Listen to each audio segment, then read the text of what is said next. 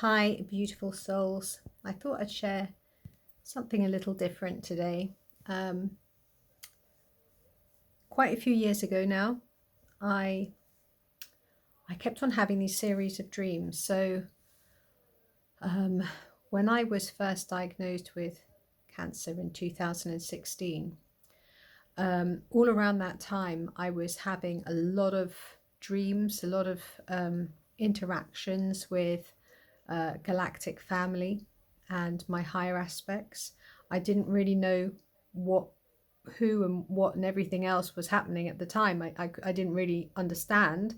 I knew that these beings were benevolent and good and kind and loving and pure of heart, but I didn't understand exactly how I fitted in with it all. So it took me a while to work out these bits and pieces. But at the time, it also brought back a whole load of memories, and I kept on having these really intense dreams. Now, I've most of the time I write down my dreams. A very, very long time ago, I met this woman called Sarah. It was years ago with my mum, and she said to me, "You must write down your dreams." And ever since then, I was like, right, okay, well, I'm going to write down my dreams. So I try to make sure that that's one of my practices. Sometimes I don't. In fact, last night I didn't, which I really should, because that was quite cool too. But dreams tell us so much. There's so much to dreams. There really is. And of course, we all have our different ways in how we perceive these things and how we, where our perspective is on dreams as they are. So anyway, I was having all of these dreams back in these 2016, like very intense, very revealing, very, very clear. I'd wake up and I'd be like, my gosh. And I'd feel like I'd really just stepped back into my bedroom and I'd been on some huge, massive adventure. And of course I had. So on one of these dreams, and this wasn't a very nice one, this is one of the dreams that I had to alchemize. And sometimes it does still pop up, like as if there's still some elements to it that still need my attention, which of course I must give my attention to and heal those things. But in this particular dream, I was a young girl and I was living in America, and I don't know what period of time this was, but there was a lot of soldiers, and the soldiers kept coming to my house where I lived with my father in this house, and there was slaves. There were slaves, and I had a horrible, awful life in this time frame. And there was this slave boy, and I say slave boy because he was young and I was young, and we weren't ever allowed to talk to each other, but we could communicate back then in this time frame telepathically. And he was my only friend, even though I never even spoke to him. And I think I was his only friend, even though he never spoke to me. But we had very, very strong telepathic communication in this lifetime because we were separated and because we were vulnerable.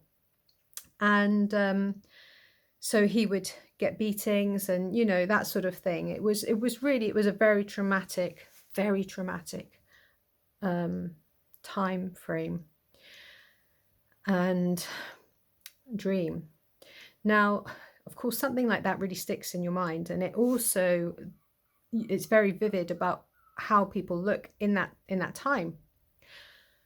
And then this weird thing happened.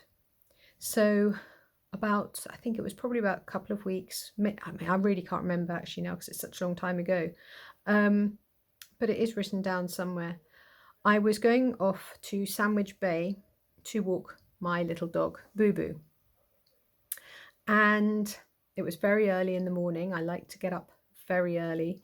And I was driving along the ancient highway. It was a very old road. It's not a main road. And back then there was a lot of potholes. And, when you're passing any other cars there, you do have to be sort of like, pull right in and that sort of thing.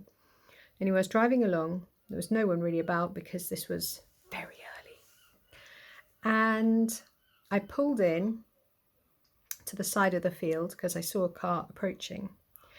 And as I pulled in for the car to pass me, I looked into the car's window at the driver, and this was a really weird car. It was a brown car, which is very unusual. You don't see brown cars. It was a very old car, and I don't know what the model was because I really not that car savvy.